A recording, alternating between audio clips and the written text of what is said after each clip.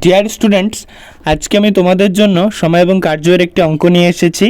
দেখো, 6জন ব্যক্তি একটি কাজ 15 দিনে শেষ করে, একই কাজ 18 দিনে শেষ করতে কতজন লোক লাগবে? এরকম অঙ্ক করার জন্য একটি সূত্র দরকার, এবং সেই সূত্রটি হলো M1D1 সমান সমান M2D2। প্রথমত M1 সমান সমান আমরা 6 ধরে নেব, কারণ 6জন ব্যক্তি, তাহলে M1 সমান সমান 6 এবং 6জন ব্যক্তি কত দিনে কাজ শেষ করেছে? 15 দিনে, তাই D1 সমান সমান 15।